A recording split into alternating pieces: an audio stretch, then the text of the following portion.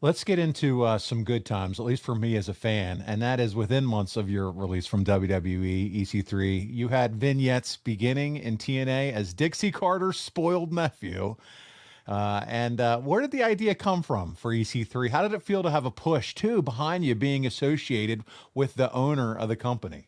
It was crazy that like this curly haired idiot named Michael Hutter, aka Derek Bateman from Cleveland, Ohio, had a billionaire aunt. And then you find out 90 days after you get fired from your job. It was very interesting how that all worked out. But the idea came from, I believe it was John Gaborik within TNA at the time, as he was coming in, and I think Eric Bischoff, big.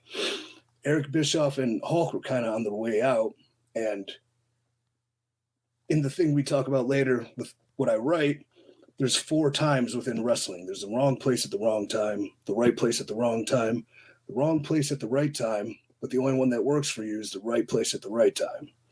So I was in the right place at the right time because John's coming in. He knew I had charisma and talent and ability to look like I had ability.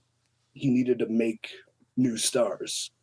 So him coming from WWE, knowing me, I had the freedom to fail. So that idea kind of came from him. And we're tossing around names like what would the name of this Carter be? And I'm like, well, I've never met an Ethan I liked. And, I love it. And it was kind of too. I remember in grade school, Jimmy Powell the third.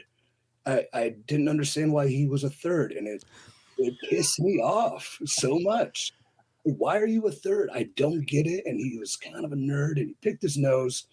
Like, that's kind of the creative birth, the creative process. Yeah, I love it. Collaboration's great creative, but through that and knowing you have a push, like I said, knowing you have a little bit of freedom to try something and fail gives you just a utmost amount of confidence that is kind of negated in the WWE, where it's walking on eggshells and you think if you breathe wrong, you're going to get fired. So with just that inch of extra confidence, I was able to, take it and run with it kind of my way. It's interesting to hear people now say, and I mean, Adam Copeland, free. I feel free. Man, he's over. Right. Right. Now, EC3, what was your first impression of Dixie and TNA as a whole? Dixie was one of the sweetest and still is kindest, most gentle, people I've ever met. It like visually would upset me when you'd see things and hear people talk about her that don't know her. And I never understood why the internet had it, the knives out for her sometimes. But she was such a good person, which almost could be your downfall in wrestling, right, Kurt? Yeah. Like, she's so trusting and so caring and so giving that it's very easy you can manipulate or take advantage, especially if this is the business you grew up in. But her, like I would say from a business perspective, she didn't always know what needed to be the focus as opposed to what could probably suffer in lieu of great storytelling. And there's probably just one example I would have is before you got hurt and we didn't do the title match, we were going to have a cage match at Lockdown, I think. And I think you had to get a knee scope. Yeah.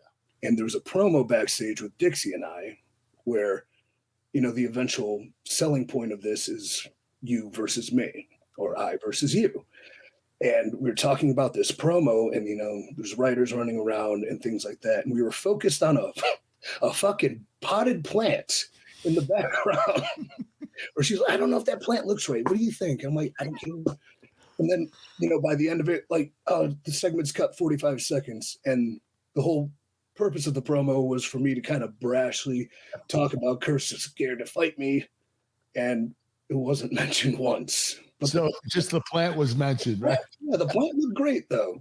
So it's kind of like perspective of what are we seriously selling, And I think if she was properly guided, she would have a better understanding of that.